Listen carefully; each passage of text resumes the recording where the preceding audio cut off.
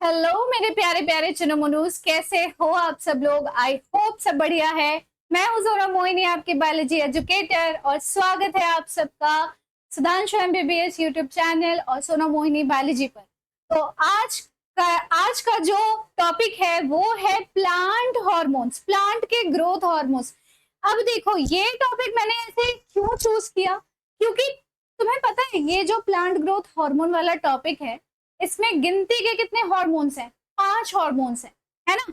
3 जो है वो प्लांट ग्रोथ रेगुलेटर है और 2 जो है वो प्लांट इनहिबिटर है। ठीक है, तो मतलब प्लांट ग्रोथ रेगुलेटर तो पांचों हैं, 3 जो है वो प्लांट ग्रोथ प्रमोटर है और 2 जो है वो प्लांट ग्रोथ इनहिबिटर है। अब ऐसे क्वेश्चंस आ जाते हैं ना जिसमें बच्चे सबसे ज्यादा कंफ्यूज करते हैं। उन्हें लगता है कि इसका आंसर साइटोकाइनिन होगा, जबकि आंसर इथिलीन है। एंड कुछ कुछ फंक्शंस तो कुछ प्लांट ग्रोथ रेगुलेटर्स के मिलते जुलते भी होते हैं।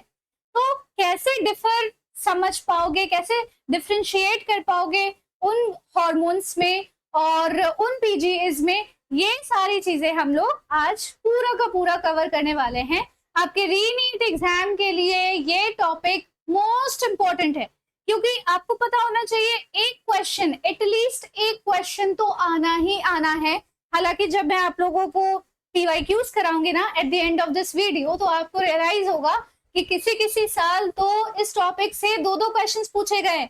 यानी कि समझ लो कि कितने नंबर आपके बन सकते हैं, है ना। 8-8 नंबर आपके आसानी से इस टॉपिक से बन सकते हैं अगर इससे क्वेश्चंस आ रहे हैं तो इसीलिए ये टॉपिक मैंने चूज किया है आप लोगों की क्लियर कट अंडरस्टैंडिंग के लिए। कॉन्सेप्ट पूरा खत्म करेंगे और कोशिश करेंगे जल्द से जल्द इसे कवर करने की, क्योंकि ऑलरेडी आप लोगों का टाइम इतना प्रेशियस है और आपको सेल्फ स्टडी भी करनी होगी।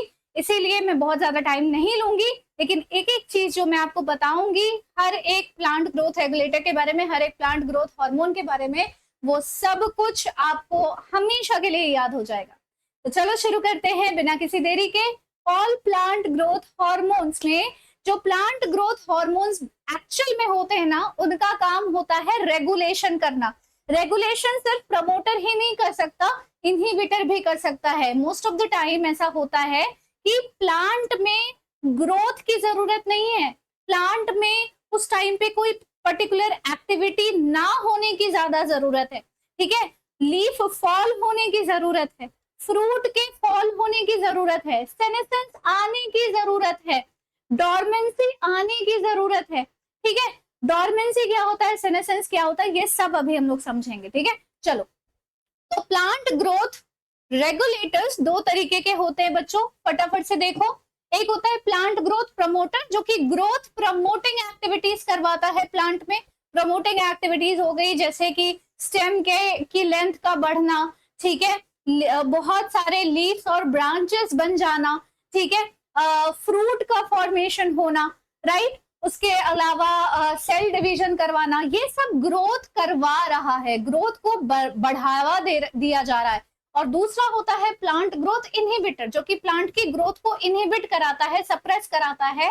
कहीं ना कहीं जो भी ग्रोथ रिलेटेड एक्टिविटीज है उसे कम करने की कोशिश की जाएगी। ये भी कहीं ना कहीं ग्रोथ को रेगुलेट करने का ही काम है। जैसे आप लोगों ने पढ़ा कि कैल्सिटोनिन और पैराथॉर्मोन, ये दोनों हार्मोन ब्लड कैल्शियम लेवल को रेगुलेट करते हैं, लेकिन इसमें से एक ब्लड कैल्शियम लेवल को बढ़ाता है और एक तो कम करता है, और इन्हीं दोनों की वजह से ही रेगुलेशन ब्लड कैल्शियम लेवल की हो पाती है कि एक हार्मोन बढ़ रहा है, वो ब्लड कैल्शियम लेवल को बढ़ा रहा है, तो दूसरा उसे रेगुलेट करके नीचे लेकर आएगा थोड़ा सा।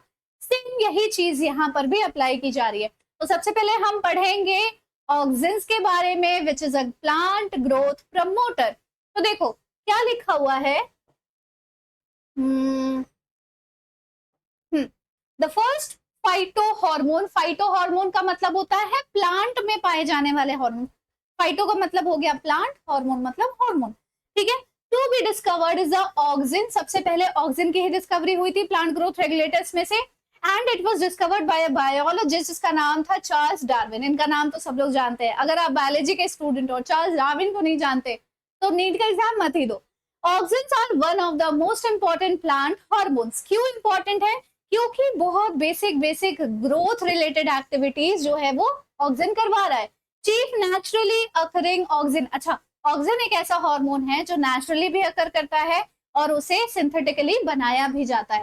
सिंथेटिकली जो बनते हैं उसके एग्जाम्पल्स पूछ लिए जाते हैं बहुत बार नीट एग्जाम में, और नेचुरली अकरिंग वाले के भी एग्जाम्पल्स पूछ लिए जाते हैं। ठीक है, तो नेचुरली अकरिंग ऑक्सिन जो है वो हो गया इंडोल 3 एसिटिक एसिड, इसका शॉर्ट फॉर्म है IAA, IAA। ठीक है, एंड अदर रिलेटेड कंपाउंड्स। जो ऑक्सिन टर्म है वो डिराइव हुआ था ग्रीक लैंग्वेज से, जिसका मतलब होता है ग्रो करना। ऑक्सिन का मतलब होता है ग्रो करना। ठीक है, these plant growth regulators are generally produce at the point of, कहां पर प्रोड्यूस होता है, ये बहुत इंपॉर्टेंट है बच्चों। ये इतना ज्यादा इंपॉर्टेंट है, ये आपसे पूछा जाएगा हर एक केस में, चाहे वो ऑक्सिन हो, जिबरेलिन हो, साइटोकाइनिन हो, इथिलीन हो, एब्सिसिक एसिड हो, कुछ भी हो। कहाँ पे पाया जाता है, कहाँ रिलीज होता है, प्लांट के कौन से पार्ट में इसका सबसे ज्यादा इंपॉर्टेंट फंक्शन है। ठीक है, तो ये जो प्रोड्यूस होता है स्टेम और रूट्स के उन पॉइंट्स में प्रोड्यूस होता है जहां से इसे ट्रांसपोर्ट किया जा सके to the other parts of the plant, to the other parts of the plant. These plant hormones include both natural and synthetic sources. ये प्लांट हार्मोन नेचुरली भी अकर करेंगे और सिंथेटिकली भी अकर करेंगे।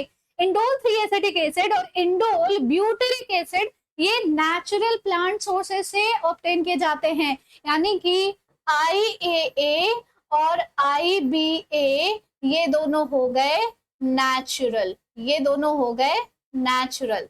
ठीक है, आप किसी अपने मेहमानों को घर पे आता हुआ देखते हैं तो कहते हैं ना आइए आइए आइए आइए, तो ये आपके अंदर से नेचुरली आ रहा है, ये इंस्टिंक्ट नेचुरली आ रहा है, बिकॉज आप बहुत ज्यादा अच्छे इंसान हो, है ना। तो आप अपने गेस्ट को वेलकम कर रहे हो, आप उन्हें ह्यूमिलिटी दिखा रहे हो, you are being kind and generous towards them, और ये नेचुरल इंस्टिंक्ट है आपके अंदर। तो आइए ऐसे करके याद रखना, IAA IBA ये दोनों नेचुरल ऑक्सिन होते हैं।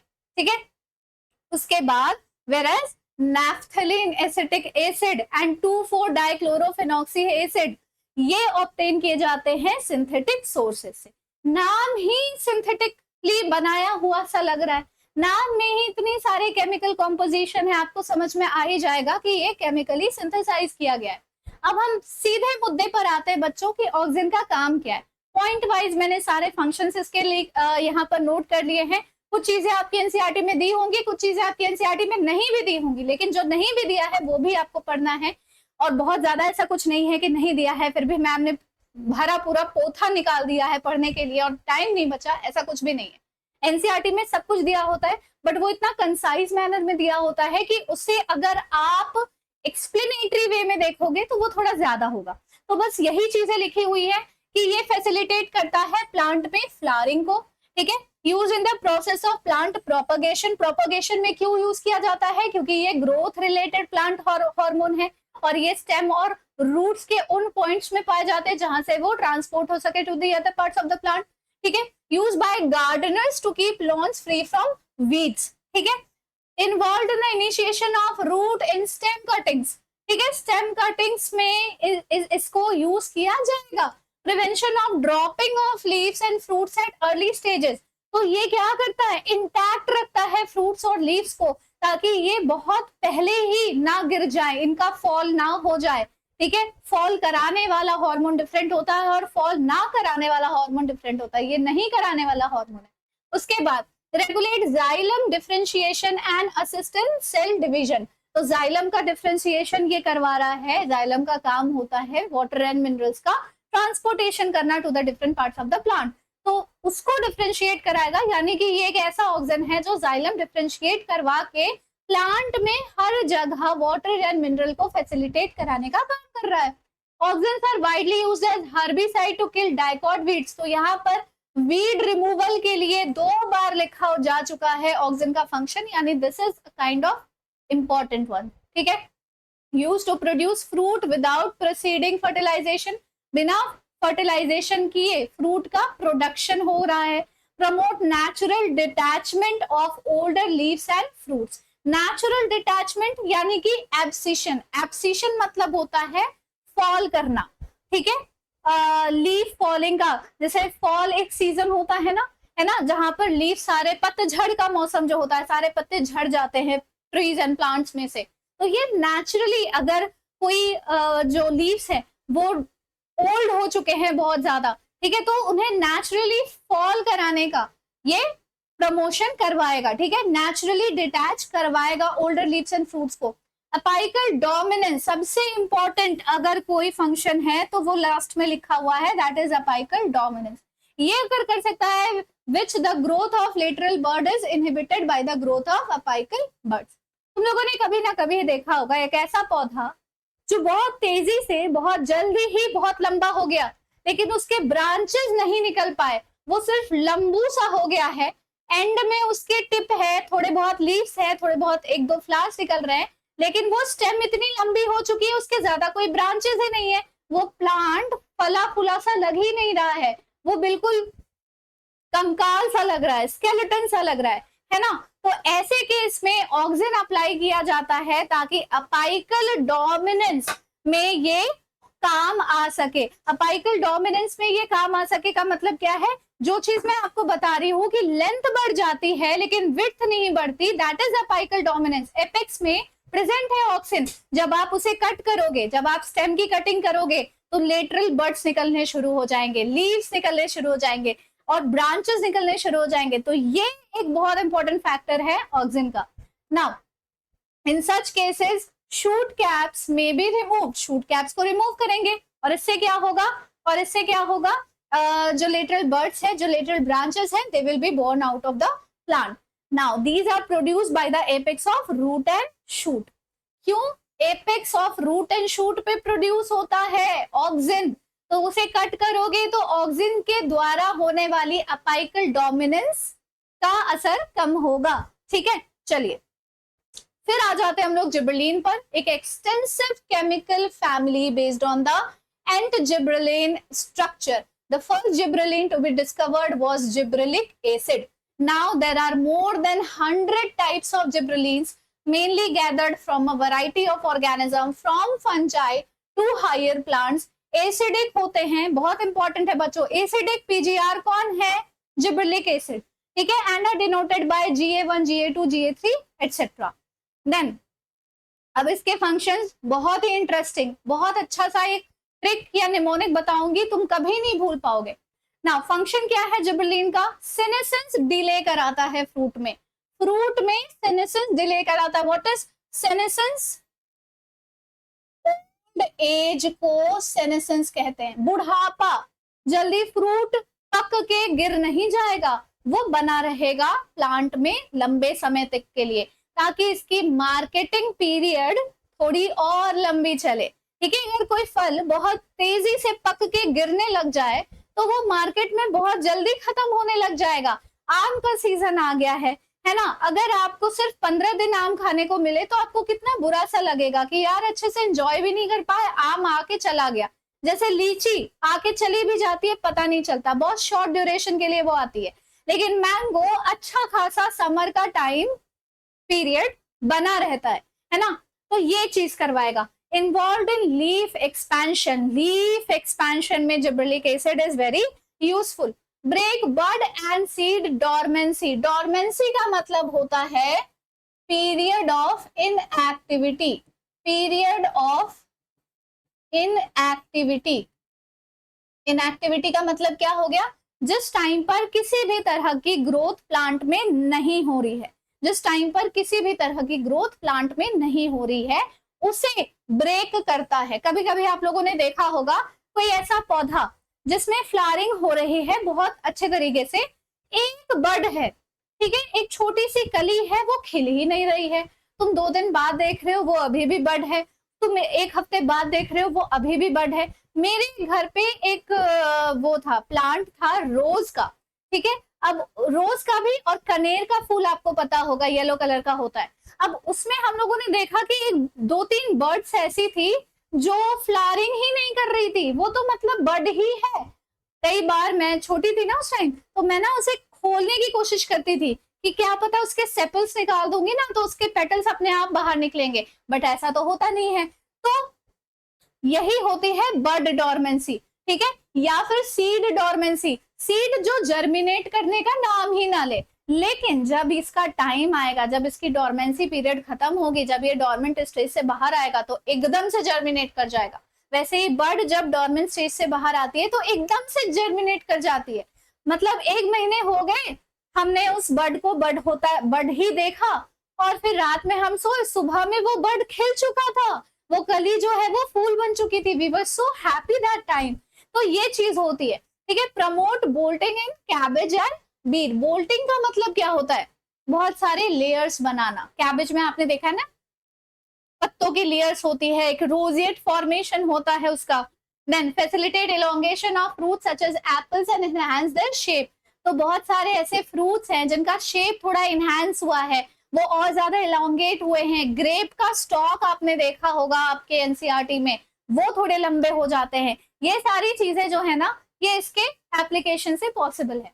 Now use by the brewing industry to accelerate the malting process. किसी भी चीज का जो माल्टिंग करेंगे ना हम, ताकि अल्कोहलिक फर्मेंटेशन का प्रोसेस थोड़ा और तेजी से होना शुरू हो जाए, तो उसके लिए भी gibberellic acid is applied. Used as a spraying agent to increase the yield of sugar cane by elongation of the stem. तो जी से होता है जिबरेलिक एसिड, ठीक है, जिबरेलिन या जिबरेलिक एसिड, और जी से होता है क्या? गन्ना। जी से क्या होता है? गन्ना, जिसको इंग्लिश में क्या कहते हैं? Sugar cane. तो जब भी शुगर केन से रिलेटेड कोई क्वेश्चन आ जाए ना पीजीआर में, आंख बंद करके समझ जाना we are talking about gibberellic acid या जिबरलिन। नाउ इन यंग, अच्छा इसमें काम क्या होता है? जब आप इसको शुगर केन को उससे स्प्रे करोगे ना जिबरलिन से, तो उसकी जो क्या कहते हैं स्टॉक होती है, उसका जो स्टेम होता है वो इलोंगेट करता है, वो और लंबा हो जाता है। तो इससे ज्यादा ईल्ड मिलेगी, ज्यादा पैदावार मिलेगी, उसमें से ज्यादा जूस निकलेगा, उसमें से ज्यादा गुड़ बनेगा, ज्यादा चीनी बनेगी। चलो, in young conifers utilize to fasten the maturity period and facilitated early seed production. बहुत जल्दी जल्दी सीड का प्रोडक्शन करवाने के लिए भी ये यूज होता है। Help in increasing the crop yield by increasing the height in the plant such as sugarcane and increase the axis length in plant such as grape stalks. तो ग्रेप स्टॉक्स की भी लेंथ बढ़ाई जा रही है। Again yield बढ़ रहा है, पैदावार बढ़ रही है, ठीक है। जितना प्रोडक्शन था उससे ज्यादा प्रोडक्शन हमें मिल रहा है जिबरेलिन से। ऐसे एसिडिक होता है नेचर में, और ये सेनेसेंस को डिले कराता है, ये सेनेसेंस को डिले कराता है, ठीक है। ओल्ड एज को ये डिले कराएगा, ये यंग बनाए रखेगा प्लांट को। चलो फिर आते हैं साइटोकाइनिन में। They are produce in the region जहां पर सेल डिवीजन अकर करती है। साइटो का मतलब होता है सेल, और काइनिन का मतलब होता है टू डिवाइड, ठीक है, डिवाइड या डिवीजन, राइट। तो मोस्टली रूट्स और शूट्स में ही ये सेल डिवीजन की प्रॉपर्टी देखने को मिलती है, जहां पर cytokinin will be present. They help in the production of नए लीव्स बनेंगे, लेटरल शूट बनेगा, ठीक है, क्लोरोप्लास्ट लीव्स में और ज्यादा ग्रो करेंगे, ठीक है। They help in overcoming apical dominance and delay ageing of leaves. तो साइटोकाइनिन और ऑक्सिन ये दोनों मिलकर अपाइकल डोमिनेंस से लड़ते हैं, and they tend to increase the lateral branches, ठीक है। ये हो गया साइटोकाइनिन। अब इसके क्या क्या फंक्शन है ये देख लो। अगेन ब्रेक करेगा बर्ड और सीड डोरमेंसी को, ग्रोथ ऑफ लेटरल बर्ड को प्रमोट करेगा। मैंने आपको बताया था लेटरल बर्ड्स की ग्रोथ साइटोकाइनिन ऑक्सिन मिलकर करवा सकते हैं। सेल डिवीजन को प्रमोट करेगा और एपाइकल डोमिनेंस को भी। They are used to keep flowers fresh for the longer time. क्यों? क्योंकि उसमें लगातार जब सेल डिवीजन हो रही होगी, या फिर साइटोकाइनिन का जब उसमें, अच्छा एक चीज मैं तुम्हें बताती हूँ, साइटोकाइनिन उसमें भी पाए जाते हैं, कोकोनट मिल्क में भी पाए जाते हैं, ठीक है, उसमें से भी एक्सट्रैक्ट किया जा सकता है। बेसिकली उन सारी चीजों से एक्सट्रैक्ट किया जा सकता है जहां पर न्यूट्रिएंट बहुत ज्यादा है, बहुत ज्यादा न्यूट्रिएंट है, बहुत ज्यादा सेल डिवीजन की एक्टिविटी हो रही होती है। हम क्या कहते हैं, बहुत सारे टीवी एडवर्टाइजमेंट्स देखते हैं जहां पर दिखाता है ना कि ये शैम्पू यूज करो, इस शैम्पू में है कोकोनट मिल्क की शक्ति, जिससे आपके बाल बहुत तेजी से घने हो जाएंगे। बेसिकली कहने का क्या मतलब है कि इसमें कोकोनट मिल्क है। अब कोकोनट मिल्क प्रमोट कराता है बहुत सारे फॉलिकल्स का डेवलपमेंट, सेल डिवीजन करवाएगा तो हेयर फॉलिकल्स का डेवलपमेंट भी कराएगा, इससे बाल तुम्हारे घने होंगे, बाल झड़ेंगे नहीं एंड ऑल दैट, ये सारी चीजें बोली जाती है। तो साइटोकाइनिन भी बेसिकली कर क्या रहा है, फ्लावर्स को फ्रेश रख रहा है, वो जल्दी मुरझा नहीं रहे हैं, वो ओल्ड नहीं हो रहे हैं, ठीक है। Using tissue culture to induce cell division in mature tissues, tissue culture में यूज किया जा रहा है ताकि टिश्यूज में जल्दी जल्दी सेल डिविजन हो सके। एडवेंटिशियस शूट का फॉर्मेशन हो रहा है, लेटरल शूट की ग्रोथ हो रही है। जहां पर भी शूट की ग्रोथ से रिलेटेड कोई क्वेश्चन आएगा आपको समझ जाना है, it is all about cytokinin. Facilitate करेगा एडवेंटिशियस शूट फॉर्मेशन, अच्छा प्रमोट करेगा न्यूट्रिएंट का मोबिलाइजेशन, न्यूट्रिएंट की मोबिलाइजेशन मतलब उसका transportation to the different parts of the plant, that in turn assist करती है डिले इन लीफ सेनेसेंस, मतलब कि लीफ फॉल जल्दी नहीं होगी, लीफ जो है वो झड़ेंगे नहीं, पत्ते जो है वो झड़ेंगे नहीं पेड़ से इतनी आसानी से, मतलब जल्दी नहीं झड़ेंगे। सेनेसेंस को डिले कराता है क्योंकि न्यूट्रिएंट हर जगह पहुंच रहा है। बुढ़ापा तभी आता है जब न्यूट्रिएंट की कमी होने लग जाती है, जब सेल डिवीजन की कमी होने लग जाती है, तभी झुर्रियां आती है ना, वो वहां पर सेल रिपेयरमेंट हो ही नहीं पा रहा अच्छे से। Help in delaying the process of ageing, यानी कि सेनेसेंस को डिले कराना इन फ्रेश लीफ क्रॉप्स जैसे कि कैबेज और लेटस, ठीक है, इनमें डिले करवाता है senescence. Involve in the formation of new leaves and chloroplast organelle within the plant cell. अब आपको पता होना चाहिए भाई, साइटोकाइनिन के बारे में बात हो रही है जिसका काम ही है सेल डिवीजन कराना। नए नए सेल्स बनेंगे तो नया नया इसके अंदर सेल ऑर्गेनेल भी तो बढ़ेगा, ऐसे याद रखो साइटोकाइनिन के बारे में। Used to induce the development of shoot and root along with auxin depending on the ratio। मैंने आपको बताया था ना कि रूट और शूट को डेवलप कराता है ऑक्सिन के साथ मिलकर, रेशियो उनकी अलग अलग होती है। अब हम आ जाते हैं प्लांट ग्रोथ इनहिबिटर में बच्चों, जिसमें सबसे बड़ा और इंपॉर्टेंट इनहिबिटर है एब्सिसिक एसिड। इसे प्लांट का स्ट्रेस हार्मोन भी बोलते हैं। जैसे एनिमल्स में स्ट्रेस हार्मोन कोर्टिसोल होता है, वैसे ही प्लांट का स्ट्रेस हार्मोन होता है एब्सिसिक एसिड, ABA, ठीक है। ये एक तरह का ग्रोथ इनहिबिटर है, ये ग्रोथ होने नहीं देगा कि गलती से भी तुम ग्रो मत कर जाना। Now, which was discovered in the 1960s, it was initially called dormant। पहले इसे dormant बोला जाता था, मतलब कोई एक्टिविटी ही नहीं करवा रहा growth related. Later, another compound abscessin 2 was discovered and are commonly called as abscisic acid। बाद में एब्सिसिन कंपाउंड जो है वो डिस्कवर हुई, इसका नाम एब्सिसिक एसिड पड़ा। This growth inhibitor synthesised within the, कहां सिंथेसाइज हो रहा है ध्यान से देखो, स्टेम में, लीव्स में, फ्रूट्स में, सीड्स में, यानी बेसिकली हर उस इंपॉर्टेंट जगह पर ये सिंथेसाइज हो सकते हैं और जहां पर ग्रोथ हो सकती है ताकि वो उसे इनहिबिट कर सके, ठीक है। मोस्टली एब्सिसिक एसिड सर्व करती है एंटागोनिस्टिक टू जिब्रेलिक एसिड। मैंने तुम्हें क्या बताया था, जिब्रेलिन का क्या काम है, इलोंगेशन कराना, ठीक है, किसी भी चीज को बढ़ावा देना, ठीक है, पैदावार बढ़ाना, ईल्ड बढ़ाना, स्टेम की इलोंगेशन कराना। यहाँ पर ये उसका उल्टा काम करवाता है, ये उसका एंटागोनिस्टिक है। ये बहुत इंपॉर्टेंट पॉइंट है। Abscisic acid serves as the antagonistic to gibberellic acid.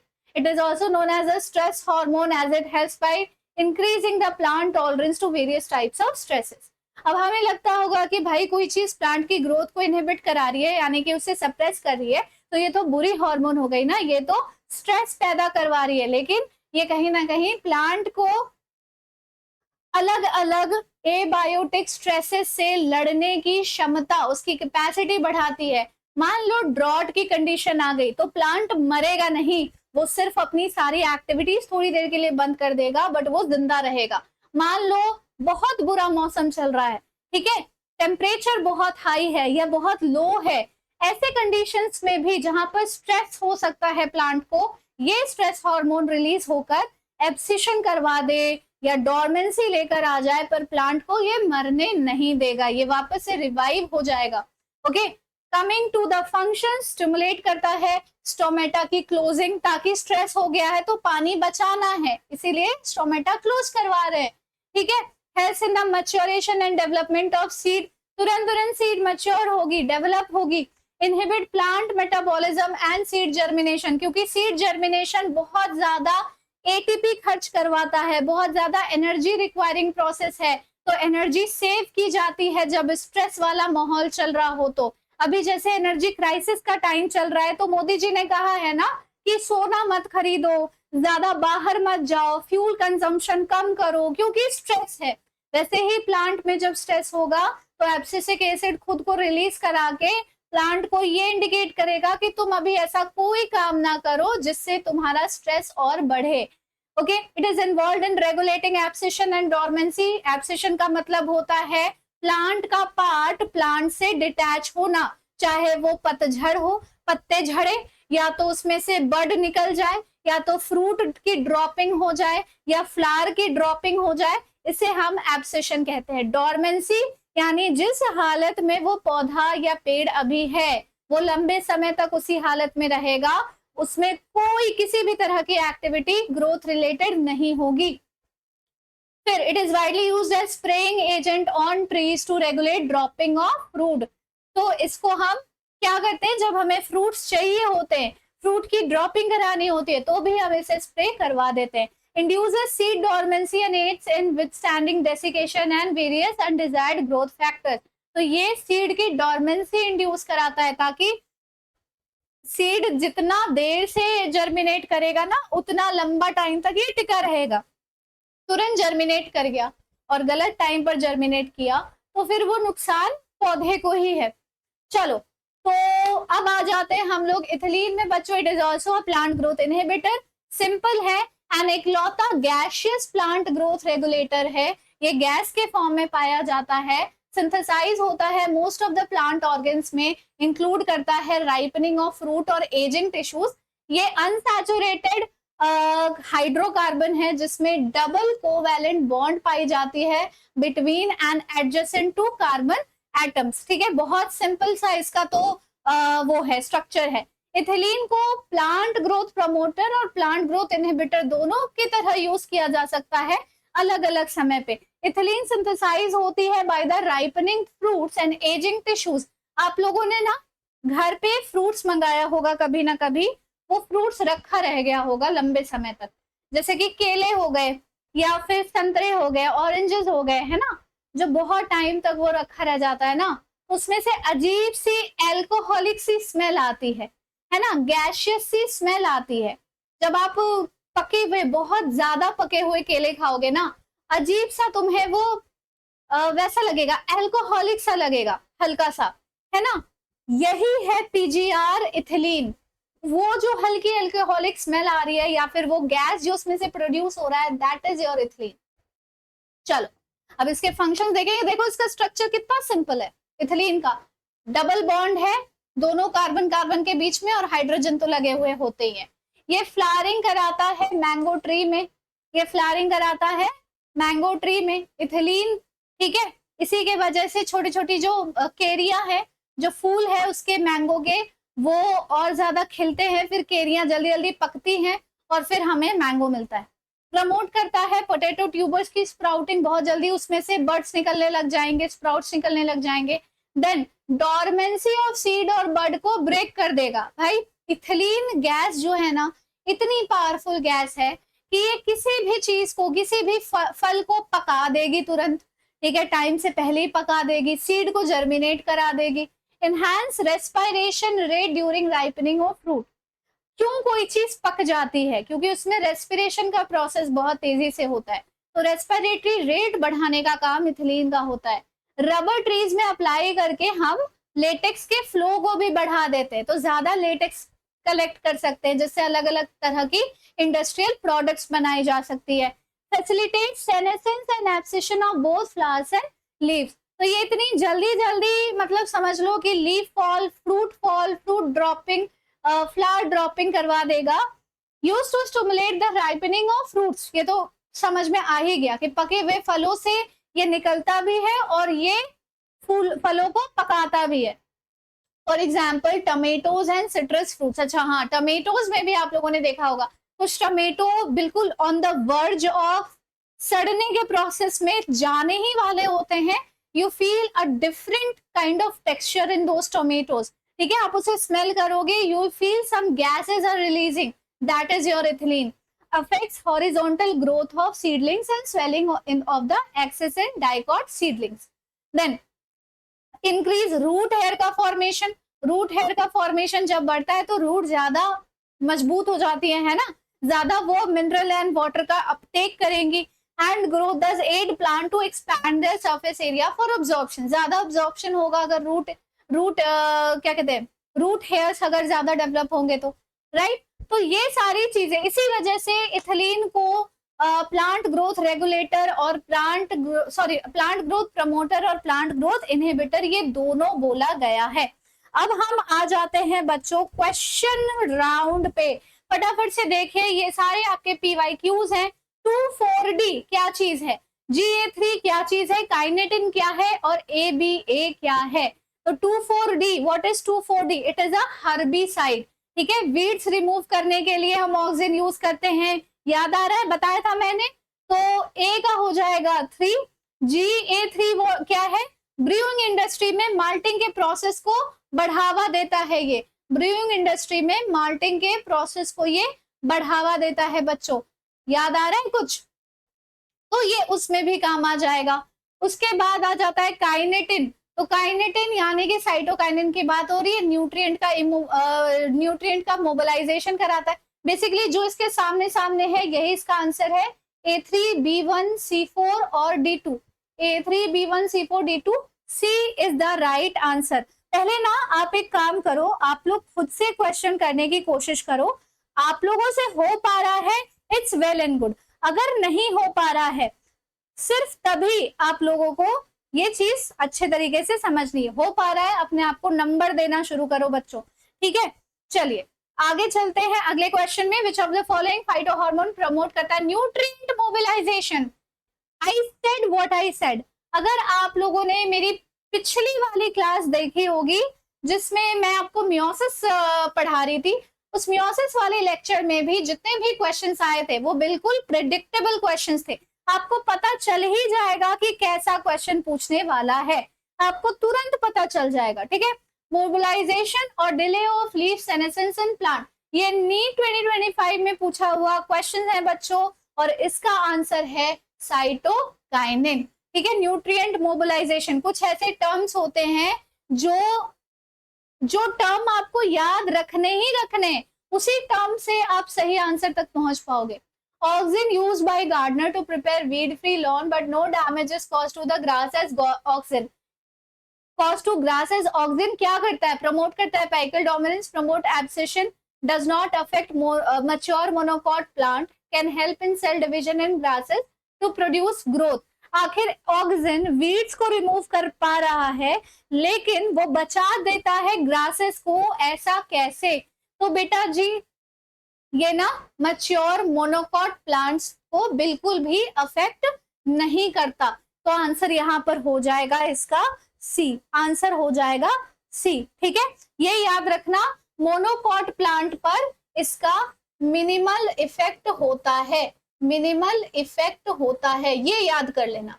ठीक है, next question, spraying sugar cane crop with which of the following growth increase. देखो मैंने आपको बोला था शुगर केन को हिंदी में क्या कहते हैं, हिंदी में हम शुगर केन को कहते हैं गन्ना, और गन्ना होता है जी से, और जी से होती है जिबरलिन. तो आंसर हो जाएगा यहाँ पर जिबरलिन. तुम्हें कुछ प्रूव करने की जरूरत नहीं है नीट एग्जाम में कि तुमने कितना अच्छा कॉन्सेप्ट रटा है. आपको अगर निमोनिक्स या ट्रिक्स के हेल्प से भी आपके आंसर सही हो रहे हैं, that is the most important thing.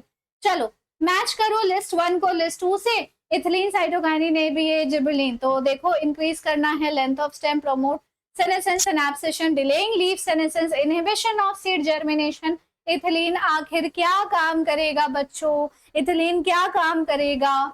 तो इथिलीन करेगा promotion of senescence and abscission. Cytokinin करेगा delaying of leaf abscission, leaf senescence, और ABA सीड जर्मिनेशन को इनहिबिट करेगा, और जिबरलिन लेंथ इंक्रीज कराएगा स्टेम की.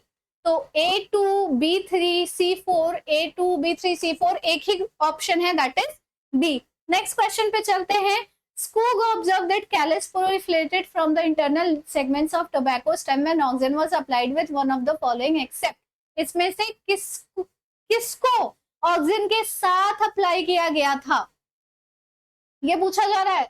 One of the following except, छोड़कर, किसको छोड़कर?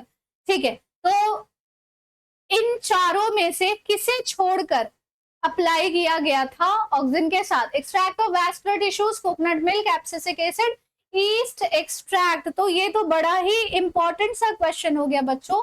ऑक्सीजन के साथ ना आप टोबैको स्टेम के इंटरनोडल सेगमेंट को प्रमोट करवा सकते हो, प्रोलिफरेट करा सकते हो एब्सिसिक एसिड को छोड़कर। ईस्ट भी अच्छा काम करती है, ठीक है, कोकोनट मिल्क तो है ही बहुत अच्छी, और ये वैस्कुलर टिश्यूज के एक्सट्रैक्ट भी ये काम कर सकते हैं। एब्सिसिक एसिड अच्छा वाला नहीं है hormone. So given below some statement about plant growth regulator, all GAs are acidic in nature, oxygen are antagonistic to. Oxygen antagonistic नहीं होता Ga3 से। Zeatin isolated from coconut milk, ethylene induces flowering in mango, abscisic acid induces parthenocarpy। इसमें से आपको बताना है correct set of statement. Correct set of statement क्या बताओगे, क्या होगा इसका सही आंसर? तो बेटा जी सारे जीएस जो है वो एसिडिक होते हैं नेचर में, ये गलत हो गई बात, ठीक है, ये बिल्कुल सही हो गई बात, और ये भी सही हो गई बात। एब्सिसिक एसिड पार्थेनोकार्पी नहीं करा सकता भाई। एब्सिसिक एसिड जो है वो गलत मतलब पार्थेनोकार्पी कराएगा, ये बात गलत है। ये फ्रूट फॉर्मेशन को इनहिबिट करा सकता है लेकिन पार्थेनोकार्पी नहीं। तो आंसर तुम्हारा क्या हो गया? A C D, that is A. Next question पे चलते हैं। Spraying of which of the following juvenile conifers में ये मैच्योरिटी पीरियड को हैसन करता है, अर्ली सीड प्रोडक्शन कराता है। अभी अभी जस्ट तुम लोगों ने पढ़ा है थोड़ी देर पहले। आंसर फटाफट से बता दो बच्चों, जल्दी से इसका आंसर बता दो। So the right answer is gibberellic acid. Next question है which hormone promote internode petiole elongation in deep water rice, that is Ga3, kinetin, ethylene या 2,4-D। इसमें से कौन इंटरनोड का इलोंगेशन कराएगा राइस में, डीप वाटर राइस में? आपको पता होना चाहिए कि राइस का जो क्रॉप होता है ना वो वाटर रिक्वायरिंग क्रॉप है। तो यहाँ पर आंसर हो जाएगा इथिलीन, जैसे ही बात आती है इंटरनोड के इलोंगेशन की, ठीक है। चलो फिर आ जाते हैं हम अगले क्वेश्चन में, that is gaseous plant growth. देखो गैशियस प्लांट ग्रोथ रेगुलेटर लिखा है तो इतना समझ जाना चाहिए तुम्हें कि इथिलीन के बारे में है। Promote root growth and root hair formation to increase absorption surface, help overcome apical dominance, kill dicot weed in the field, speed up the malting process। तो आपको पता है माल्टिंग प्रोसेस स्पीड अप करने के लिए जिबरेलिक एसिड होता है, dicot weed को किल करने के लिए ऑक्सिन होता है, एपाइकल डोमिनेंस को ओवरकम करने के लिए भी ऑक्सिन और साइटोकाइनिन ये दोनों ही होते हैं। तो आंसर क्या होगा बच्चों? क्या हम आंसर तक पहुंच पा रहे हैं? बिल्कुल पहुंच पा रहे हैं, और आंसर है हमारा promote root growth and root hair formation, that is the work of your ethylene, ठीक है।